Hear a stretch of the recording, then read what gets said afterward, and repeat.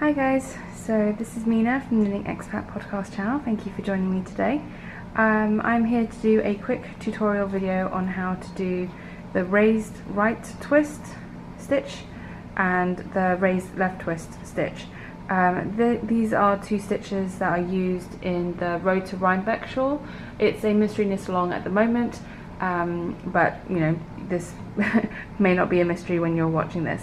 But this is a stitch, a couple of stitches that are used in the shawl, and I wanted to do a quick tutorial on how to work these stitches, just in case the written instructions were not super clear or were still a little bit confusing for some people, because I expect this isn't a stitch that a lot of people will have necessarily used before. So this isn't how it is in the shawl. I've just done a little sample swatch to be able to show you how these look. So as you can see here, at the bottom are the raised right leaning twisted stitches, and above it are the left leaning twisted stitches.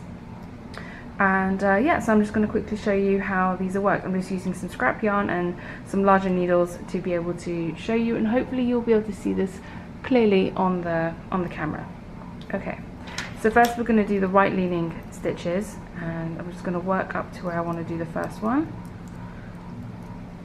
Okay, so it's worked over 2 stitches. Your stitch count never changes. You're always working with the same number of stitches in the patterning section of the shawl. There are increases on either side of the at the edges, but in the patterning section your stitch count won't be changing. So for the right twisted, for the raised right twist stitch, you knit 2 together without dropping the stitches from the needle, so you leave them there, and then you go back and you knit that first stitch again. And then so you've got 2 stitches here, 2 stitches here, and that's what I mean by your stitch count doesn't change.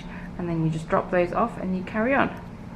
And I'll show you again. So then you knit 2 together and knit 1. Knit the first one again and off, and you knit 2 together and then you knit the first one off. Okay, so that was how you do the right one, and then I'm just gonna get back to the other end and show you how to do it the other way.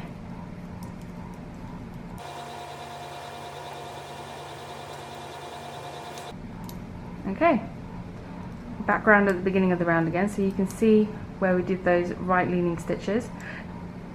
Hopefully you can see that on the camera. It may not be super clear after the first row that you do, but once you get going you'll definitely be able to see the stitches lining up in the pattern the way it's written. And so to do the left leaning, you knit into the back loop of the second stitch. So you skip over, you've got 1 and 2 stitches, so you skip over the first stitch and you put your needle into the back loop, into the back of the loop of the second stitch, and you knit that through the back loop.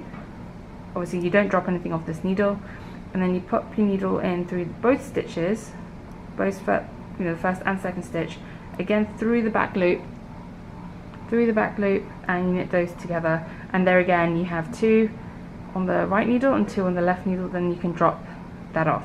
You're not changing the stitch count. And then again, so in through the back of that second stitch and into the back of both stitches and off, and then into the back of that second stitch and into the back of both stitches and off, into the back of that second stitch and into the back of both stitches and off. Okay, and then I'll pull back and show you what this looks like as well.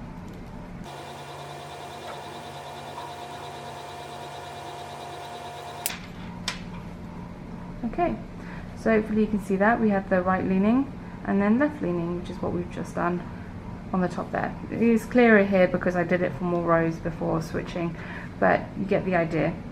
That is how you execute those stitches, and hopefully this has made it a little bit clearer for you on how those are worked. And yeah, so that's that. Thank you for joining me, and I will be back soon with a regular podcast.